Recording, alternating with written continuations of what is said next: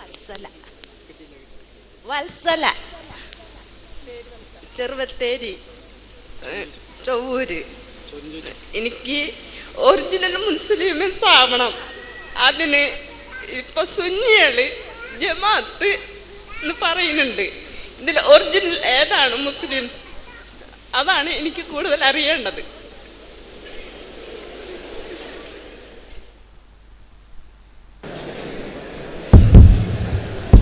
ബഹുമാന്യയായ സഹോദരിയുടെ ചോദ്യം നിങ്ങളെ ചിരിപ്പിച്ചുവെങ്കിലും എന്നെ ഏറെ കരയിപ്പിക്കും. പറയാൻ പറ്റില്ല, വയ്യാത്തതാണ്.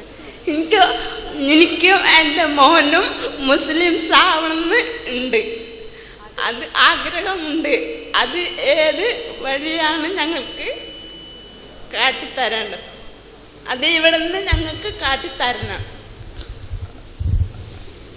സഹോദരിയുടെ ചോദ്യം ഇസ്ലാമിനെക്കുറിച്ച് മനസ്സിലാക്കുകയും മുസ്ലിം ആവുകയും ചെയ്യണം എന്ന് ആഗ്രഹിക്കുന്നു എന്നാണ്.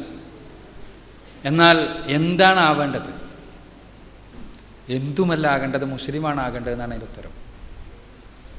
ഒരാൾ ഇസ്ലാം സ്വീകരിക്കുക എന്ന് പറഞ്ഞാൽ ആരായിരുന്നാലും, ഞാനായിരുന്നാലും ആരായിരുന്നാലും, പടച്ച തമ്പുരാൻ്റെ അടുത്തുനിന്ന് പ്രതിഫലം കാക്ഷിച്ചുകൊണ്ടാണ് നമ്മൾ മുസ്ലിങ്ങളാകുന്നതെങ്കിൽ, പടച്ച തമ്പുരാൻ്റെ ശിക്ഷയെ ഭയപ്പെട്ടുകൊണ്ടാണ് ഇസ്ലാം ശരിയാണ് എന്ന് ബോധ്യപ്പെട്ടത് എങ്കിൽ പരിശുദ്ധ ഖുർആനും തിരുസുന്നത്തും അനുസരിച്ച് ജീവിക്കുവാൻ സന്നദ്ധമാവുക. പരിശുദ്ധ ഖുർആനെയും തിരുസുന്നത്തിനെയും എങ്ങനെയാണോ ഖുർആനിൻ്റെയും തിരുസുന്നത്തിൻ്റെയും പ്രഥമ സംബോധിതർ അഥവാ പ്രവാചകനിൽ നിന്ന് നേരിട്ട് ഇസ്ലാം മനസ്സിലാക്കിയ ആളുകൾ, അവർ എങ്ങനെ മനസ്സിലാക്കിയോ അതേ രൂപത്തിൽ മനസ്സിലാക്കുകയും ആചരിക്കുകയും അനുഷ്ഠിക്കുകയും ചെയ്യുക. അതിന് നമ്മൾ സന്നദ്ധമാണെങ്കിൽ, അതിന് നമ്മൾ മനസ്സ് സന്നദ്ധമാണെങ്കിൽ, നമ്മൾ പഠിക്കാൻ തയ്യാറാവുകയാണെങ്കിൽ തീർച്ചയായും പരിശുദ്ധ ഖുർആൻ്റെയും തിരുസുന്നത്തിൻ്റെയും റസൂലുള്ളാഹി സ്വല്ലല്ലാഹു അലൈഹി വസല്ലമയുടെയും മാർഗത്തിൽ നമ്മൾ എത്തിച്ചേരും. ഏതെങ്കിലും പാർട്ടിയിൽ മെമ്പർഷിപ്പ് എടുത്താൽ മോക്ഷം ലഭിക്കുമെന്ന് ഇസ്ലാം പഠിപ്പിച്ചിട്ടില്ല.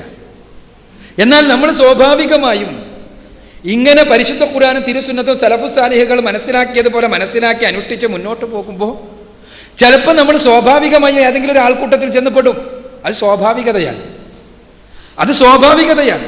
നമ്മൾ മെമ്പർഷിപ്പിൻ്റെ അടിസ്ഥാനത്തിൽ നന്മതിന്മകൾ തീരുമാനിക്കല്ല. നമ്മൾ ആരായിരുന്നാലും, മുസ്ലിമായി ജനിച്ച മുസ്ലിം മാതാപിതാക്കളുടെ മക്കളായി ജനിച്ച ആളുകളായിരുന്നാലും, ഇവിടെ മുസ്ലിമായി ജനിച്ച എന്നതിൻ്റെ പദപ്രയോഗം ഞാൻ മാറ്റി തന്നെ പറഞ്ഞതാണ്. അങ്ങനെ ഒരു ഏർപ്പാടില്ല എന്നുള്ളതുകൊണ്ടാണ്. മുസ്ലിമായി ജനിക്കുക, ഹിന്ദുവായി ജനിക്കുക, ക്രിസ്ത്യനായി ജനിക്കുക എന്ന് ഇസ്ലാമികമായ വീക്ഷണത്തിലില്ല. എല്ലാവരും ശുദ്ധരായി ശുദ്ധപ്രകൃതിയോടുകൂടിയാണ് ജനിക്കുന്നത് എന്നും പിന്നീട് അവരെ വഴികേടിലേക്ക് നയിക്കുന്നത് സാഹചര്യങ്ങളും മാതാപിതാക്കളുമെല്ലാമാണ് എന്നുമാണ് ഇസ്ലാമിൻ്റെ റസൂലുള്ളാഹി സ്വല്ലല്ലാഹു അലൈഹി വസല്ലം പഠിപ്പിച്ചിട്ടുള്ളത്. അതുകൊണ്ട് തന്നെ അപ്പോൾ ഞാൻ പറഞ്ഞു വരുന്നത്, ശുദ്ധപ്രകൃതിയോടുകൂടി ജനിക്കുന്ന ഒരു മനുഷ്യൻ അയാൾ സ്വാഭാവികമായും എത്തിച്ചേരുന്ന പല മതദർശനങ്ങളും തത്വശാസ്ത്രങ്ങളുണ്ട്.